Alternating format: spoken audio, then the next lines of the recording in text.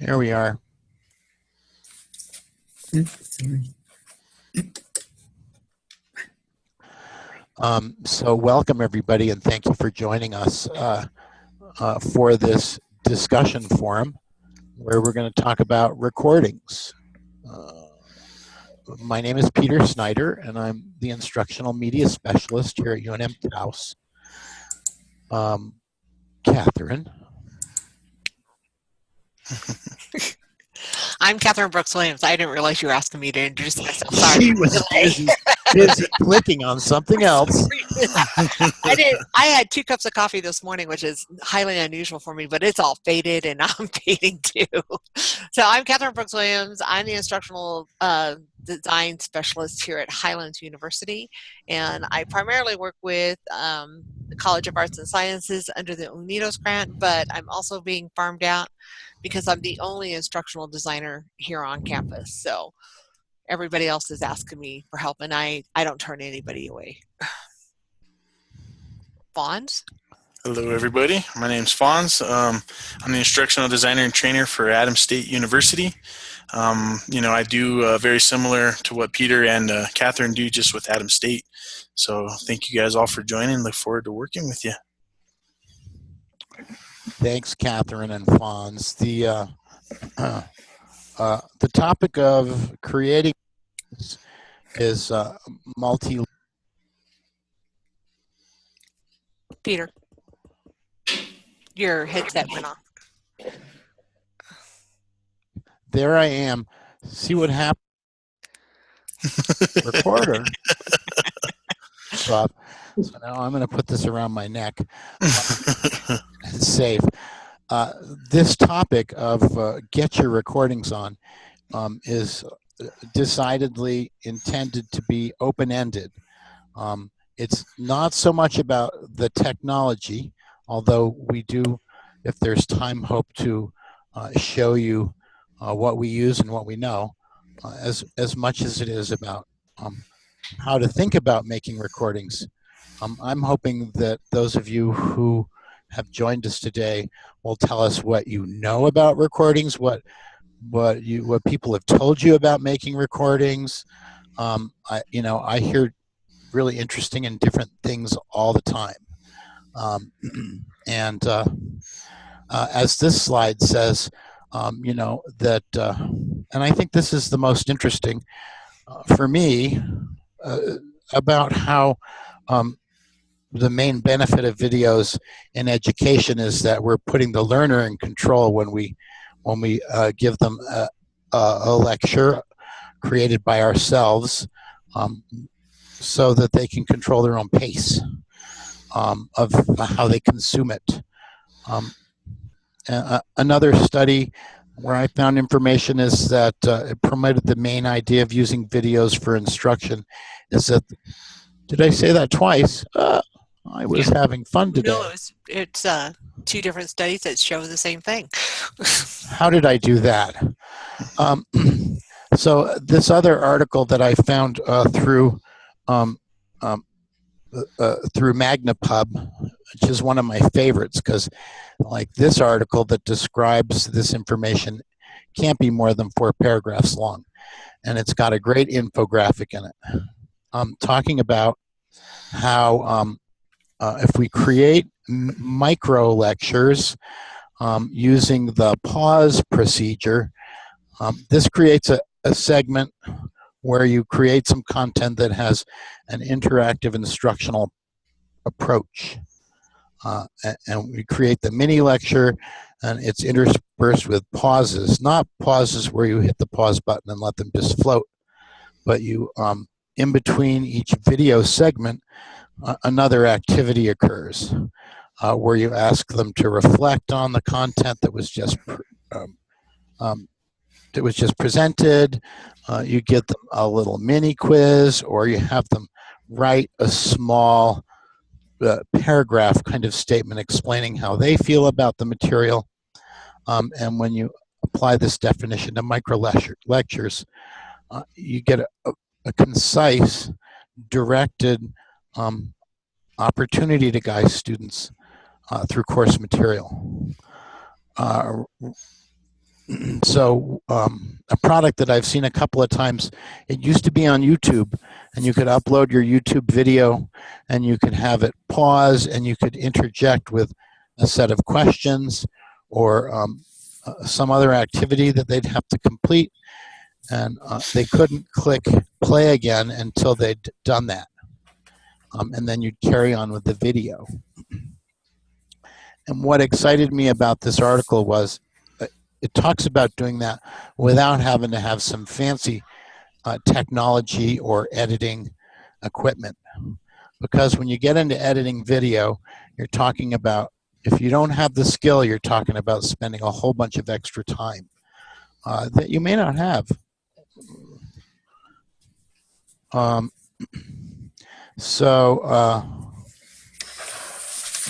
The other thing you have to consider after you've considered how you're going to format your video is what you're going to use to do that.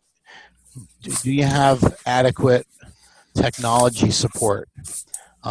At this point, if your computer is older than 4 years, I'd be surprised if it was a lot of fun for you to create a video, process it, and upload it into your learning management system. It is important that you have a microphone. When we're doing a webinar like this, the headphone microphone set is a good idea, because what happens when your computer is receiving the sound from here and the sound is coming out of the speakers down here is it will create reverberation. And so this isn't the greatest microphone in the world, but it would work well for creating a set of videos on your own. You can invest in a good microphone for anywhere from $50 to $400 to ensure quality audio in your recordings. Lighting is important, and when I came here today, I was to record in this office. The lighting is really awful if I sit the way I normally do at my desk, and so I shifted my computer around and I put my little plant down on the floor, so we had a nice little calming set. And it's very bad to have a backlighting, harsh sunlight shining from your back or bouncing off a wall can really make it difficult to see you. It's important to turn off ceiling lights and avoid casting great shadows on your face.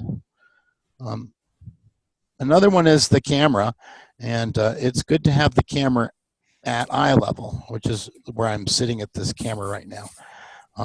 If you're sitting too low in your chair and the camera's pointing down, it tends to make you look smaller. Oh dear, what happened? You touched the screen. Yeah, no, I touched the screen and my second monitor where I was watching you all went out. You touched the screen. Don't touch the screen. Technology does it again for me.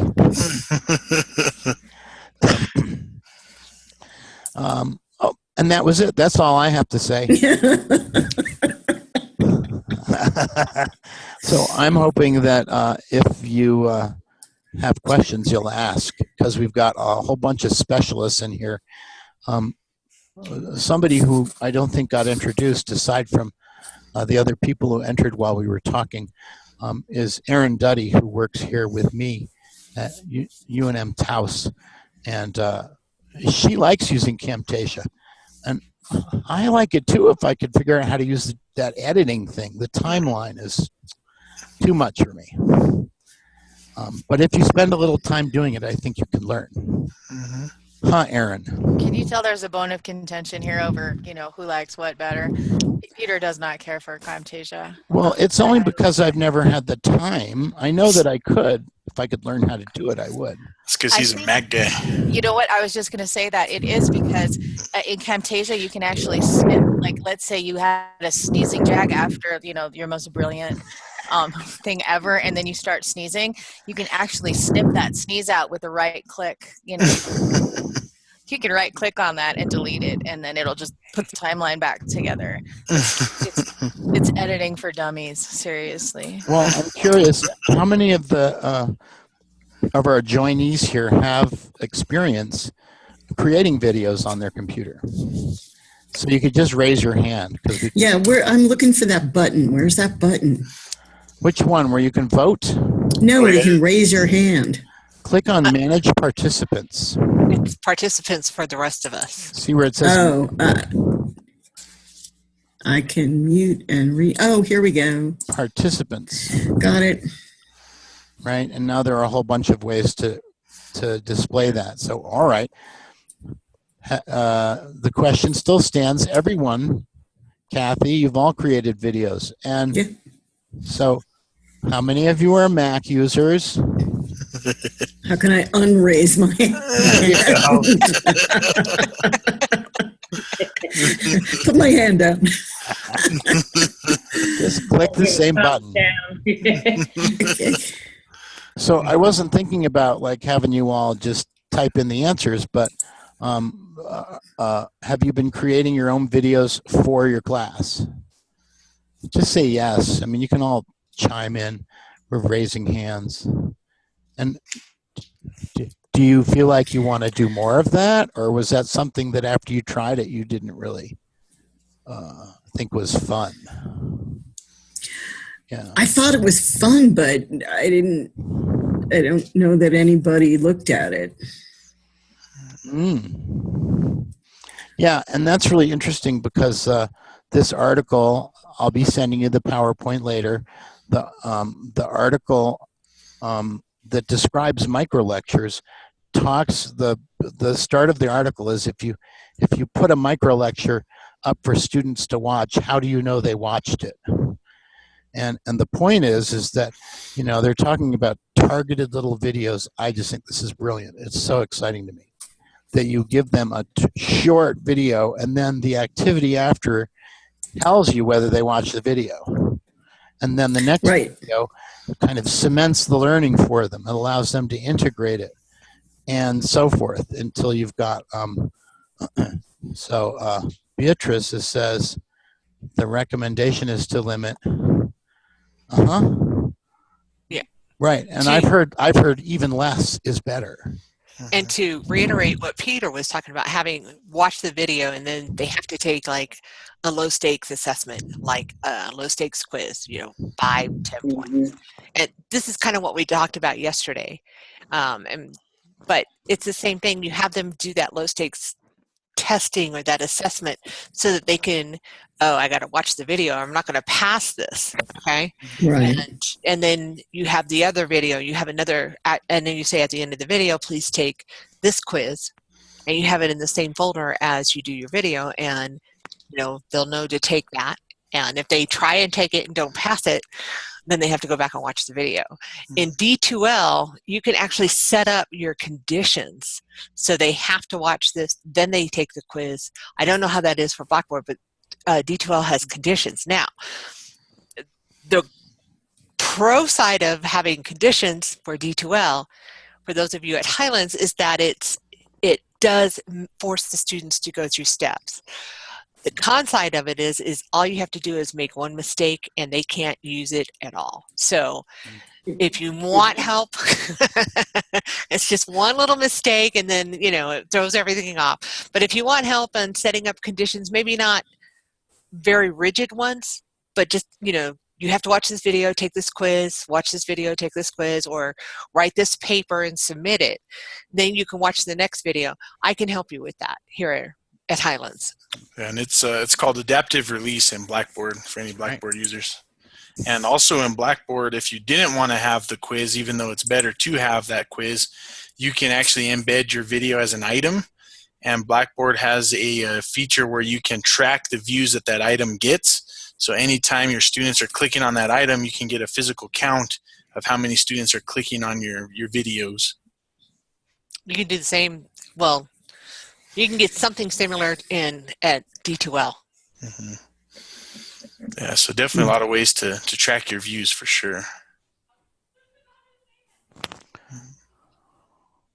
So now the those of you who have raised their hands for making videos, have you just been recording an entire PowerPoint presentation?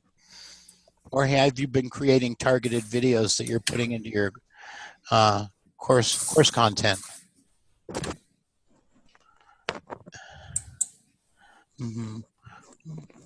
Dr. Barton has raised his hand.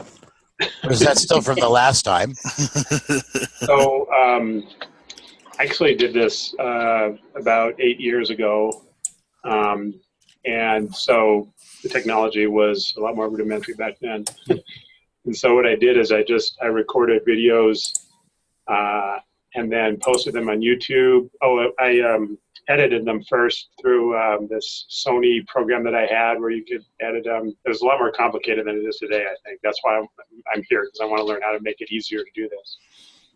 And then I posted them on YouTube and then just linked from that to the class. And it was, by editing them on the program, I could put PowerPoint slides kind of interspersed in what I was saying. And since it was on YouTube back in those days, it was a maximum of 10 minutes, so they were pretty short videos. So, and I thought it worked really well. I never figured out, I always wondered how to track if the students were watching them. What I could do is see how much time they spent on the site, and if it was the same amount of time as the video, then I assumed they'd watched it. But that was the only way I could do that. But I think that's something that I'm liking how to do as well. Much easier to do now, and actually, until recently, when they added a content, a video collection area in Blackboard. What instructors had to do was create their own YouTube channel, make it private so that no one else could see it, and then link to the videos through Blackboard using the mashup tool. So the mashup tool is still used in Blackboard, but we use the media upload center and upload our videos there for placement in the course later. So that allows Blackboard allows for the tracking of content as it's viewed by students. And then you have to run reports to make sure you know exactly what happened. In D2L, Not you fun. can either embed the YouTube video or you can make it an external link. I like the embedding to a certain degree, but it's a small little thing like this on the computer screen, and it's hard, it doesn't blow up well. So external link allows the students to adjust the size the way that they can see it best, depending on their computer and their computer needs. So And YouTube's gotten a little better too. So if you are embedding a YouTube video, if it's a newer style video, there will be like a full screen button, and it's getting better. Like it wasn't as good as Catherine mentioned. It would have, students have to watch in that little box, but now it's a lot better. And for instructors that are creating their own videos, you can actually select what resolution you would like to embed in a lot of programs. I know like Camtasia for sure, you can select what quality you want to process your video in, and you can put a 1080 video in your class. It's going to take up a lot of space and it's going to take forever to process, but it is possible. I do pretty low resolution ones. I just kind of have to go to the lowest common denominator, Yeah. hoping somebody, just watches it. The 480, we're golden. 480. That's pretty common. I think that's what we use too. I use Camtasia a lot for our, we have a student support page, and I create it with, different processes in Blackboard, how to, submit an assignment how to submit an artifact to an assignment, how to, go to a discussion post, and then we put them on our website so that instructors can link to them. So then instructors, they'll have, okay, for this module you have to do a discussion. If you forgot how to do a discussion, please watch this video, and then they'll send, a link to that video. And I think it just kind of helps students a little bit to understand what exactly is expected of them. So there's definitely another way to embed videos into your course. And I think it's so nice for them to see exactly what they're looking at. You know, if you're doing this video right now, this is exactly the same thing that you're going to be looking at and doing. So I was trying to set my husband's new iPhone up yesterday, and he doesn't have the right buttons on the tutorial on YouTube. And it's like, whoa, what? I can't find it. And if it doesn't look exactly the same, I think it just throws students so far off that sometimes they can't come back to it. Exactly. Yeah. I found that when I was making my video, the first thing that I did was I started stuttering for some reason. It was just the whole idea of being recorded at that moment, and I was starting to stutter, and I was, did a lot of and was a big one, and so I found that when I wrote a script out, I was able to stay on track. The problem was that I was constantly looking over here because I have a dual monitor. So I was looking over here to look at my script while I was trying to work it at the same time. So the first video I ever made, and if you want to see it, I'll show you. It's just horrible. I use Screencast-O-Matic because I just like it. It's easy. It's video recording for dummies, and that's what I am when it comes to high-tech stuff. So it was so easy, but I opted to keep my little picture in there thinking, oh, and students could see me actually working. And then when I watched it later and I saw myself doing these weird facial things that I never even knew I could do, and I was constantly looking up and, looking down and everything else, I was like, well, that's really distracting. So I learned after making that video to take that off if I was showing it, because what I was teaching was statistics, and I wanted them to see the process on the Excel spreadsheet on how to work statistics. So that was my first lesson. The second one, when I used Screencast-O-Matic, again, I was turning in a homework assignment. And we had to do a short video, and they were like, and please don't make it 20 minutes. And of course we had students that made theirs 45 minutes long, but I kept mine right at 6 minutes. And you can hear me stuttering a little bit because I was trying to read the script while flip through the slides. Okay. And but it was one way to do that assignment. So while we're talking about recording our lectures or recording assessments or something like that for the students to watch, we can also have the students record back and give us something to watch, especially if you're teaching online.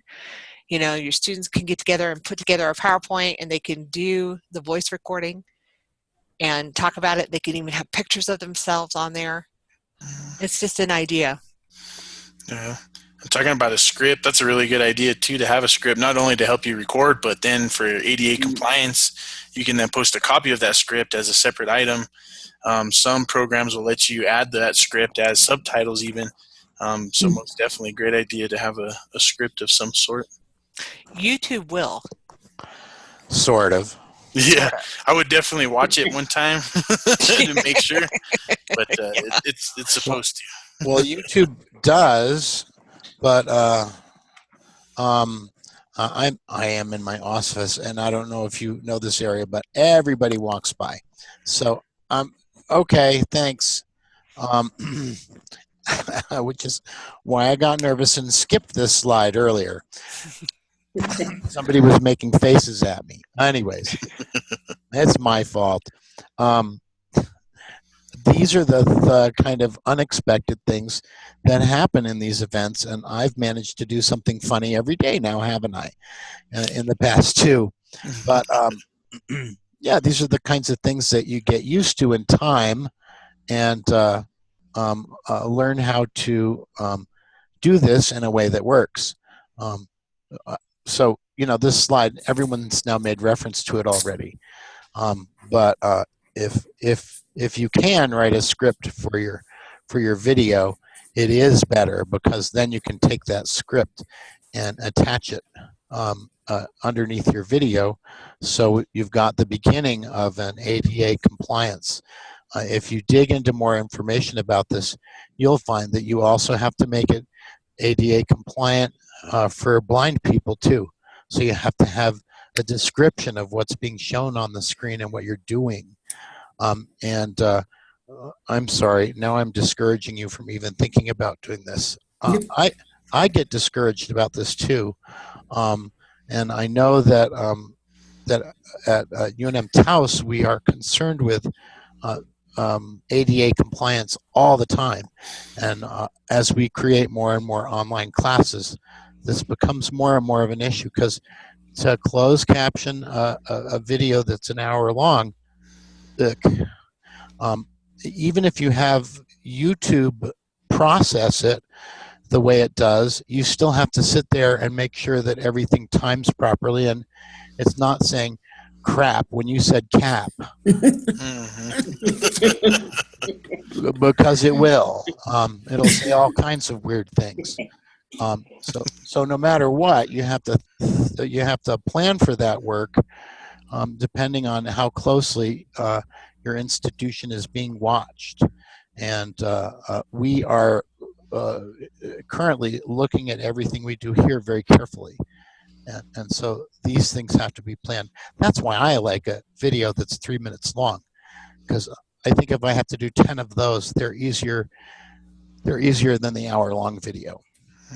And the other thing I left out here is, if you're using lecture capture equipment, that you generally have control over your camera angles, so that you can show the right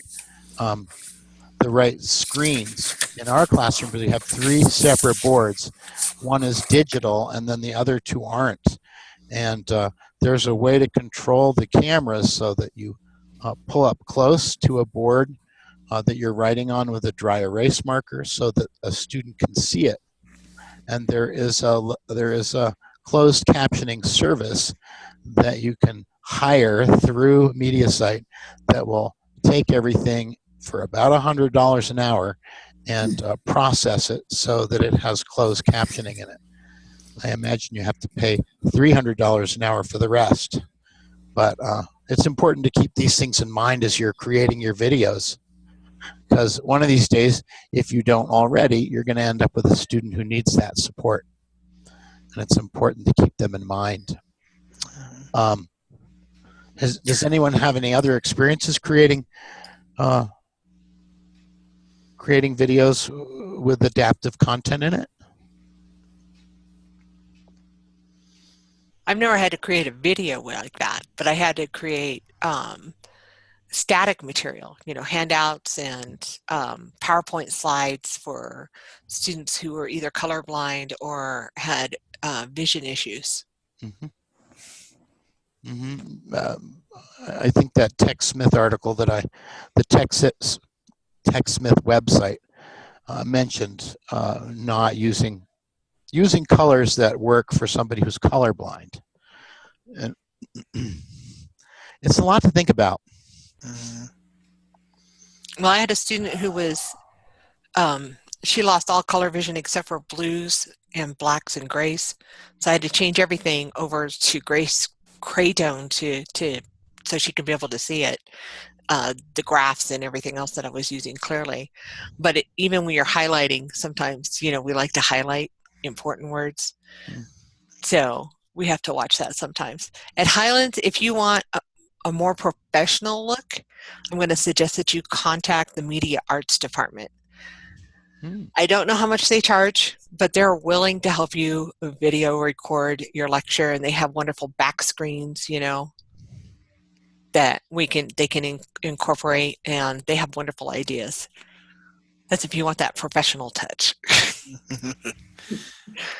Yeah, and here at Adams, we have something similar. We have an actual recording studio in our office where faculty can reserve an hour or 2 hours, however long they need, and they can come in and record a video or a series of videos.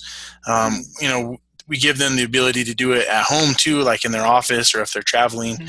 But yeah, it is nice to have a place you can go to on campus. So I don't know if UNM Taos has one, but I'm sure that if you guys all ask for it, they might do something. But it's nice to have a place to go, like Catherine said, for a professional touch. So what questions do y'all have?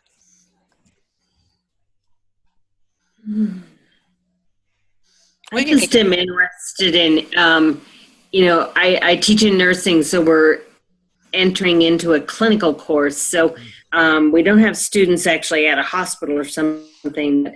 I really want to go from them, really understanding what is it that we're asking them. So, we have them do some interviews and different things with people. And I like the idea of doing short videos and pausing so we can actually have them apply some of the information. So it's sort of a practice session before you have to do the whole big assignment and go out and interview like a public health nurse or something.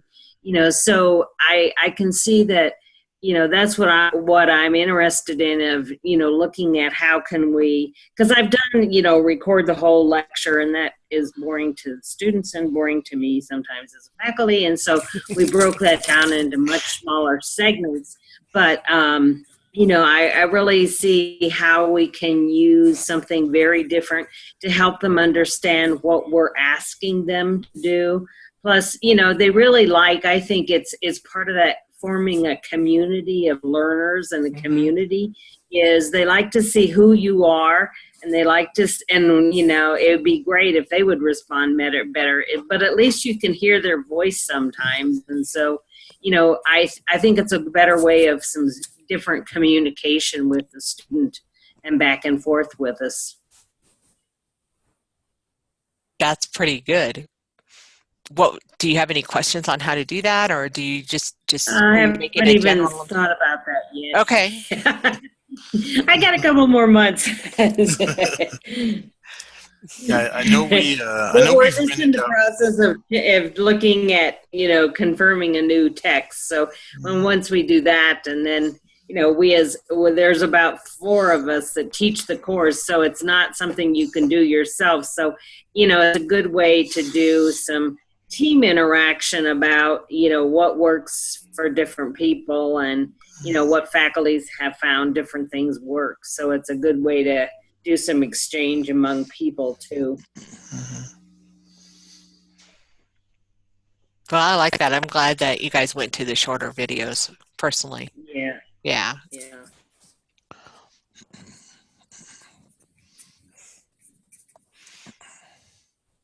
And what kind of programs are people using? We heard Camtasia. Catherine brought out the Cast-O-Matic, Screencast-O-Matic. Has anyone experienced or experimented with any other programs or anything?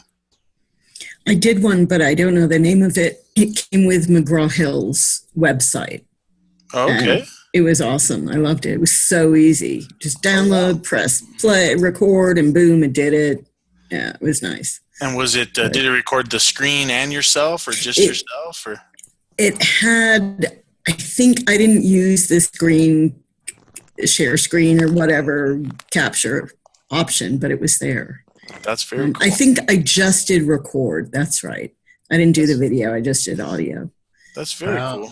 It was nice. I liked it, but it was McGraw-Hill, so can't use it. Other company. Never mind.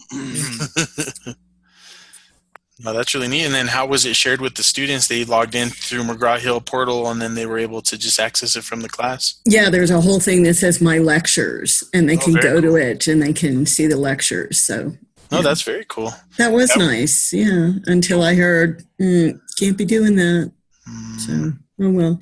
But maybe Blackboard has a nice way to do it. Peter's I did tell Peter the other day that last semester I had, I think, 3 students who did their final papers as video recordings, and they were the best papers. It was so awesome. And they were long, but I pressed pause and then went back to them or whatever. And they were so easy to grade, and they were wonderful. Students were super chatty, just, really getting into the material. I loved it. Cool. Yeah. And if you really wanted to show up the students, you could even do your your rubric or your feedback in a video and giving them that video for their feedback. I think, I didn't do that, but I could have next time. Yeah, for sure. No, that's really cool. Yeah, I'm seeing a lot more classes, especially our face-to-face classes, that don't, require Blackboard, but we have Blackboard as kind of like a supplement for them, where they're having students take out, every student's got one of these in their pockets now. Have them go out and do a quick little video somewhere on campus, about something. We've even had, our geology department, we're having students go out and taking pictures of different, like rock formations. It wasn't a video, but I'm sure they could have done a video. And then, and then how do they put it up? What do they do? and so in that circumstance, we had them create a YouTube channel for the student. Same thing, make it private and then share it in the course. For faculty, we have a web server called Kaltura that we can put like faculty things on, and that's the policy, I guess, has to be faculty made, but then we can stream it through there as well. As Peter mentioned, you can upload videos to that media upload center. Oh, that's right. But, he might talk more about that since he knows how to use it more. But yeah, I like the embedded videos better. So what I'll do is I'll save them, on YouTube or on Kaltura, get that embed code, and then I can embed it into the video. As Catherine said, sometimes it's not the best, but I just like how they don't have to click on a link that takes them somewhere else. They stay in Blackboard. They don't have to worry about finding Blackboard again, even though I think a lot of students are more comfortable with it now. Just staying inside Blackboard, I think, helps a lot of students. It also depends on the age of your students. Definitely. Your younger students are more tech savvy. Mm-hmm. They're more tech savvy than I am. Okay. And I don't consider myself old, but they are definitely more tech savvy than I am.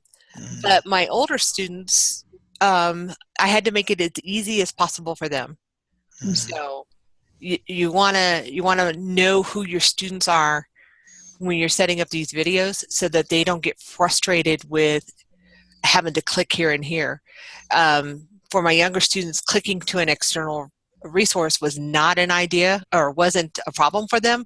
But for my older students, sometimes they would get lost with all the screens. So sometimes you want to show them, do a video that shows them how to run this material that you're proposing to them, and put it in like your course resource information folder. I do a start here, and then I put everything they need to know before they ever open up a book or take a quiz or anything is in that start here folder. And then I even put a welcome video. I use the welcome video to help in the news tool, and I can show you how I did that if you'd like to see a demonstration. Do you find that they actually go and read it? Well, no, they don't read it. They listen to or it. watch it, listen to it? Uh-huh. Yeah, Yeah, they do. They like the welcome video best because they got to see me right away. This is for an online course. They knew what I looked like. They knew what I sounded like, and they felt more engaged in the course, like I was talking to them personally. Some of the things that we're talking about goes back to our other presentations, because there was the student engagement, and then there was course building basic course design in any LMS that we also did last semester. So if you want those links, we can definitely share them with you. You can watch those on your own. You can watch the recordings on your own time. I will. For sure. I think Catherine had a good point, because one thing we really find with a lot of our nursing students, there's such an age range that, yes, you have the people that are more tech savvy. We have the people that have been not in school for 10 years, so they have no idea. They've never taken an online course. And so, you don't want to talk down to people, but you want to be very clear. And so, we've done a lot of, just educational things about where do you go and what do you need to do. And it's sort of the premise that if one person asks you, probably 10 others have that same question, but they won't ask you. And so I think, what we've found is a lot of people know how to use a cell phone, but they absolutely don't know how to use a learning management system. And, sometimes they can't make that transition. and you know, or use, you know, how do you upload or download things. And so, you know, we've seen a lot more videos and things come out through our EOS department, you know, and I know Catherine's helped a lot of different times. You know, you know, that's what I always do. It's sort of like as I start a course, and you know, it's telling the student, so where will you find these different things? And so, you know, you just basically take them around the course so they won't get totally lost before they even begin. Now they do have to log in. That sometimes it takes them a while to do that, but you know, it's it really is, you know, it's really interesting to see the real variety of different levels that you have as students in using the technology. Mm-hmm. I completely agree with you. I wear two hats. I work here, but I also teach for CNM. I've been teaching for them for about 8 years now, and I've been teaching online for them for a really long time. And I have it set up so when my students, as soon as they log into that course on the very first day, my welcome video pops up. They don't even have a choice. It just pops up. Yeah. It's right there. It's on. They have to figure out how to turn it off. But if I get them that long, I can introduce myself briefly, and then I can show them the tools. Say, because I teach a computer class, so I get any gamut of anything that, you know, beginning to end, nobody knows sometimes. And so, but I think that I try to combine my welcome video as well as like, this is what you need to do, and kind of just literally with my mouse clicker, just walk them through the first few things for that week. And if I can save them, if my 2 to 3 minute video can save them an hour of frustration and trying to figure it out, then I feel like engaged them. Like they're now active members of my class because they've walked around in it. And I tell them, you know, you can't break anything. I always have to make that very clear. I'm like, you keep clicking, you can't break it. But I hope that kind of sets the tone for like, don't be afraid of this. And you know, I seem to have good luck with that. I don't get the hundreds of emails like, how do I do this? Or, you know, I believe that cuts down my tech support role as well. At least I'd like to think so. Oh yeah. That's awesome. You can also, when you do that and do your welcome video, and then you have your orientation, course orientation or navigation. I mean, some different people call it different things, and have that. It does cut down those phone calls and those videos of I can't find it, you know, because I don't know where it's at. And a lot of it goes back to basic course design. How do you set this up? So at NMHU, our D2L, they click in and they have it. And if your video's right there, they're going to want to click on it to see what you have to say. So, and you can put it in your courses as well. It just makes everything so much easier for the student. What I find is the less frustrated they are, the more open they are to learning. And once they're open up to learning, you've got them. It's just once they get frustrated, you know how it works with you. If you get frustrated, you turn everything off. It's the same with our students. So if we can keep them from getting frustrated that first couple of days while they're navigating through the courses, they're going to be, oh, this is the best class already. They're going to come to you already excited that this is the best class.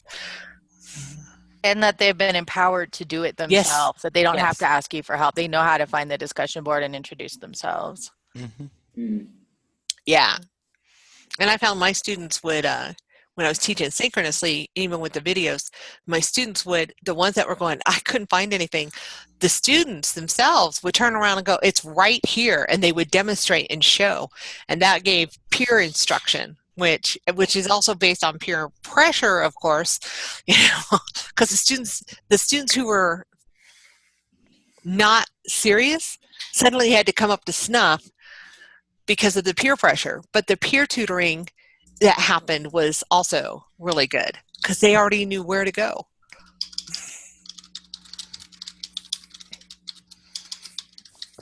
So, thoughts, comments, questions?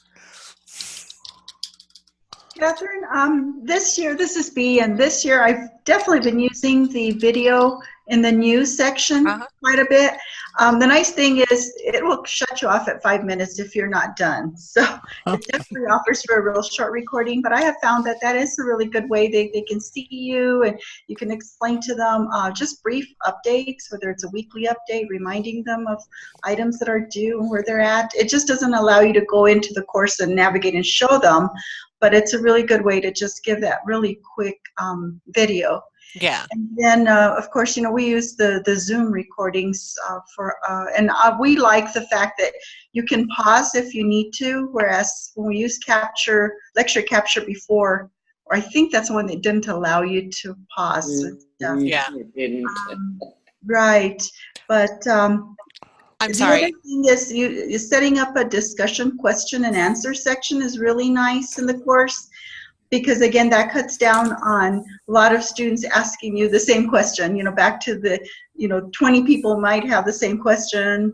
And so by setting that up, they can answer each other, or, you can go in there after a period of time and give them that information. That's really interesting. I think that's wonderful. You have that resource in the LMS. And of course you have Zoom too, so you can even make your own recordings and load those up into the system, maybe. I'm not sure about that, but that's one of the plans I have as I show people how to make recordings.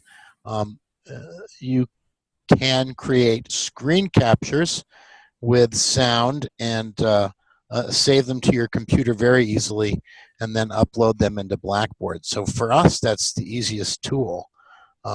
We have the Kaltura platform too, but there seems to be some issue with getting it to work. So anyways, we're very fortunate to have Zoom, I believe. And listening to your story about creating those weekly announcements reminded me of one of the first stories I heard about an online teacher who every Monday morning at 8 o'clock would post her video for her students. And I think it was somewhere along the lines of 8 or 9 weeks into the course, the video wasn't there. And the students, becoming immediately alarmed, called the school to find out if she was all right. And the school sent someone over to her apartment, and she'd had a stroke. Oh my goodness. And so if she hadn't done that regular activity, they would have never called, and she was saved by it. I just thought that was that's a really dramatic story. Yeah. I think folks, the importance of that is you have that interaction, and you're visible to your students, and it's a way that they know that you're engaged with them. Your presence is there. The Zoom is really easy to upload into. The recordings are really easy to upload into the course. Good. And so we usually will set up a module that's specific for recording, Zoom recordings, and we label them so they'll know what it ties into. But we'll also oftentimes upload them into the specific module that they relate to, and that just helps students, give them different places to find the same thing. Hey, folks, I want to interrupt for just a second. I apologize. I'm Warren Lail. I'm the Dean of the College of Arts and Sciences here at Highlands. And I wanted to stop in and say hi and let you guys know that I'm really fully support what they're doing in EDOS and what Catherine's doing over here. And I'm really happy to see that we've got a class going right now, even though there's nobody physically here other than Catherine. But thank you all so much for participating, and we appreciate it. Well, Thank you. hello, and thank you. Thank you. He stormed the office. How impressive. It was like, I didn't hear the bell ring. Where did he come from? So that's interesting. Now he's taken Catherine away. Oh, he wants her to run another report. We'll never get her back. Well, I like reports at Highlands. So we've had, this is a good 50-minute conversation. I'm so grateful that you all came to visit us, Dr. Barton and Aaron and let's see who else. I'm going to say Dr. Williams and Dr. Hurtado, I may have just elevated your status, but that's okay. And Kathy. Mhm. Who actually, yes, Oh, Doctor. When she Thank just you. says Kathy there, that's Dr. true. Kathy. There you go. That works. Look forward to a link to this this recording once I get it processed and put up on our YouTube page. Oh, by the way, since Highlands University is here, I was experimenting with the Microsoft Office 365 platform called Stream. And Stream, sadly, is only for people who are internal to the network. Otherwise, I'd put it right up there. But Stream does a really good job of creating closed captioning. The voice recognition was much better than I'd ever seen YouTube do. However, editing the video on Stream is a little more complicated because you have to download the VTT file, and then you have to open it up in a VVT editor, and then you have to edit it. You know, YouTube lets you actually edit the file in real time. So the synchronization with the moving mouth stays intact as you're working with the file. So I think YouTube's still better. Sorry. I mean, isn't that wonderful, aren't we, Lex? Well, I think that's one of the hard challenges is to constantly, everything is changing, and so you're trying to understand and see what does your university have and what do you have access to, and faculty are real good sometimes about, these are helpful things to hear what other people are using, so you know and have some ideas of different things because you have different uses for different things. Very much so, and a group of 8 people working together can readily solve a problem that would have taken a lot longer. I want you to know that if you ever wish to, please contact me or Aaron. We're here to work with each other. That's the most important thing that the Unidos grant is about, is creating an avenue for our students to use the online technologies to get degrees where they wouldn't be able to. So thank you very much for coming today. Did anyone have any other questions, or otherwise we'll just sign off? Enjoy the sunshine this afternoon. Thank you. Thank you. Be well. Thanks for coming, everybody. See you later.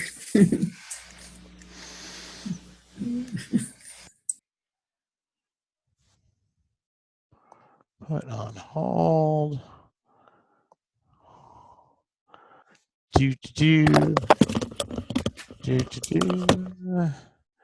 Oh, Catherine, look what you did. Look what you did. I'll be right back, guys. Oh, no. Come back. I'll be back too, Peter. I got someone in the office, man. All right, go on. All right, man. Bye.